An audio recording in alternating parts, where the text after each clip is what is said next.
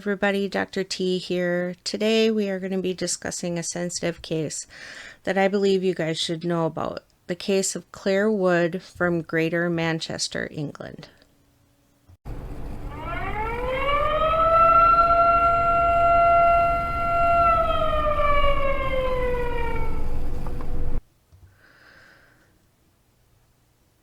Clare Wood had a good and close family, and was even adopted by her stepfather, Michael Brown, when she was 15 years old.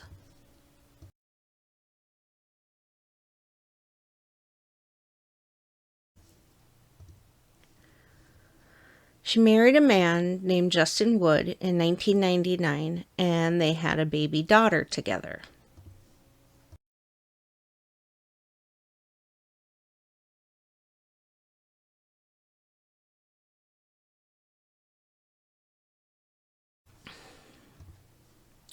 She ended up being diagnosed with bipolar disorder in her early 30s and gained weight, which she struggled with, but in front of her family, she was always the same upbeat child she always was.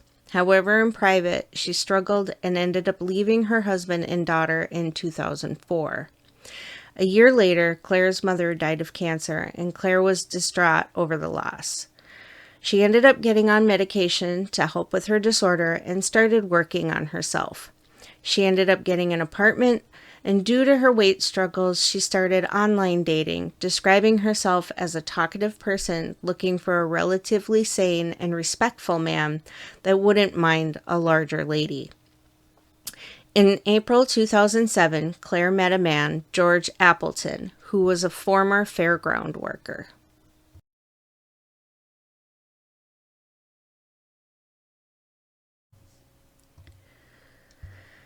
And had the gift of talking and seemed to have all the traits that Clare was looking for. He had the ability to make women feel good about themselves, and Clare felt that she met someone that was special. But Appleton was a man with a past and had harassed 2 former women, and Clare was unaware of Appleton's dark past. Had a bug. They dated for 2 years, and Clare even introduced Appleton to her dad, Michael, and described him as caring. But Michael was skeptical and had doubts about Appleton. Something that tugged at him about Appleton, the way he acted, was off. Michael didn't want Clare to bring Appleton around anymore. However, Clare was in love with Appleton and wanted to marry him. After a few months, Clare began to suspect that Appleton was seeing other people and confronted him about it, and he admitted that he was seeing other women online. She was crushed, and Appleton turned mean after the encounter. Clare was terrified and decided to leave the relationship. She wrote Appleton a letter.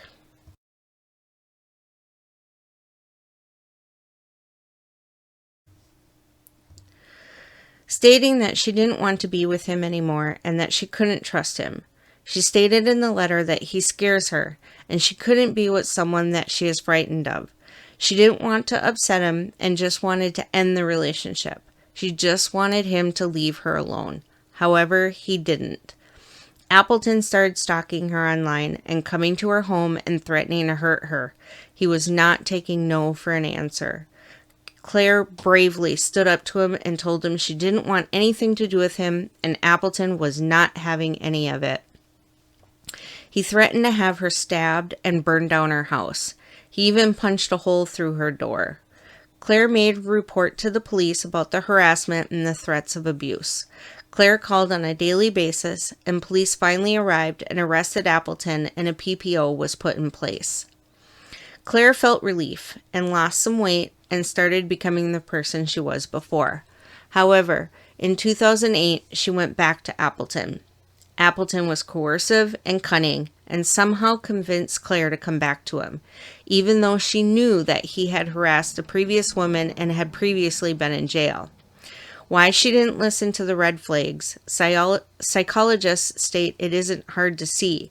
When an abuser is controlling and charming, it has more to do with the abuser being very convincing, and the victim believes that this relationship is better than being alone. After returning to the relationship, Claire wrote a letter to the police stating that she did not believe that Appleton posed a threat to her anymore. She asked if there was a way to drop the charges against him. One has to wonder if Appleton convinced her that he had changed and that he wasn't going to act like that anymore, and she took pity on him and wrote the letter. The court amended some of the conditions of the PPO, but he still could not contact Claire himself. However, they were seeing each other in secret. 2 weeks later, Claire called the police again, stating that Appleton had attempted to rape her, and Appleton called the police to see if any reports had been made against him as a way to say it was her that was making the accusations and he was attempting to protect himself. However, he was arrested, but yet no charges were brought against him due to insufficient evidence, and he was released. Appleton ended up contacting Claire online and sending messages, which Claire ended up reporting to the police. Police didn't consider it a major breach of the PPO, just an annoying gesture, and did not put much stock into the online harassment. In January 2009, Claire was interviewed about the sexual assault, and she admitted that she had been seeing Appleton willingly, and the attitude of the police changed. They dismissed all charges in the PPO against Appleton, and he was once again allowed to contact Claire without threat of arrest. On February 2nd, 2009, Appleton entered Claire's home while she was gone and waited for her to come home. Once home, Appleton attacked Claire and raped her and then strangled her to death. He then set fire to her body to cover up any evidence that may prove he was the one that committed the crime. He even put old cigarette butts around the body to make it look like it was an accident. Michael attempted to reach her when she didn't contact him, and ended up contacting Claire's former husband to drop in on her and check on her, as he lived closer than her father did. But what he found was the burnt body of his ex-wife.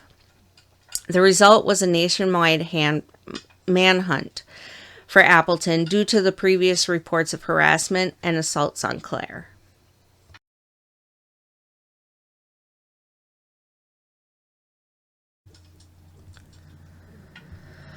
The police put out searches at airports and transportation systems looking for Appleton. They did interviews with friends and family and found that Appleton's capacity for violence was intense, and that he had targeted women on Facebook previously. The press dubbed him the Facebook fugitive.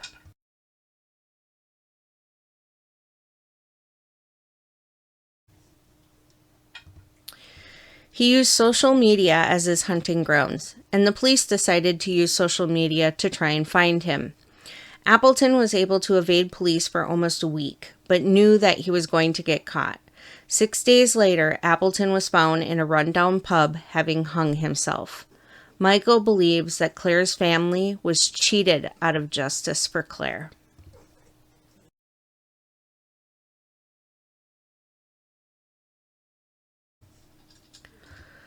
Police believe that George Appleton committed suicide and that his state of mind was affected by the guilt of committing murder. A neighbor told the coroner that Appleton had spoken of his fear of prison and that he had vowed not to be sent back. He said that during their last conversation, Appleton spoke about killing himself, stood up and said, "That's it, I am going to do it." His body was found less than a mile from Claire's home. For the very first time, all details of Appleton's violent past were revealed to the public. Michael finally knew what type of person Appleton was and asked why this truth wasn't revealed sooner. He was determined to never let anyone fall victim to such fate again.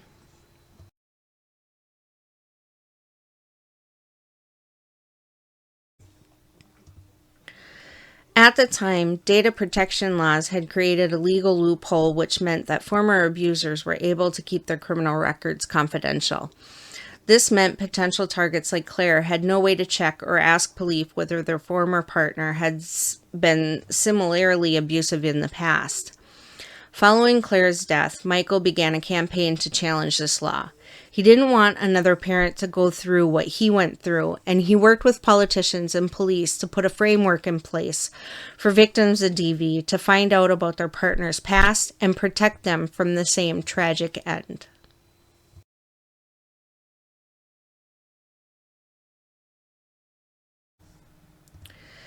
He believed that Claire would not have lost her life if she had been aware of Appleton's violent past. After 5 years of campaigning, Michael eventually managed to change the law to allow police to both disclose and proactively inform people of their partner's criminal records and relevant past convictions. Clare's Law was finally introduced in England and Wales in 2014 under the official title of the Domestic Violence Disclosure Scheme, or DVDS.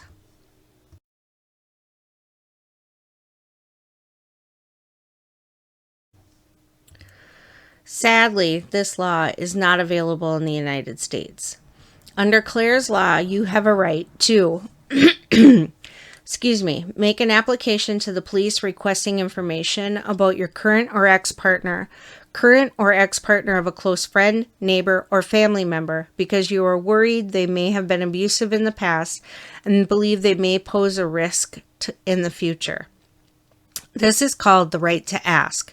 You have a right to ask the police no matter if your inquiry relates to heterosexual or same-sex relationships, no matter your gender identity, ethnicity, race, religion, or other characteristic, as long as you are age 16 or older. You also have the right to know.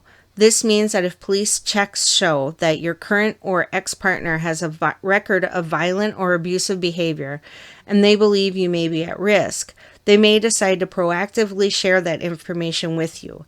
If you are worried that your current or former partner has been abusive or violent in the past, Clare's Law was created to formally give you that right to find out. Michael stated that he was proud of the work that he did to protect others from the same fate, but is sad that he had to lose his daughter in order for that protection to happen.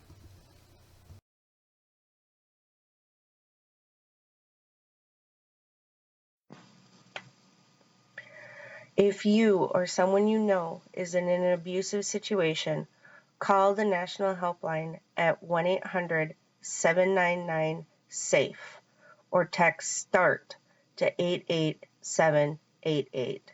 Everyone deserves a healthy relationship.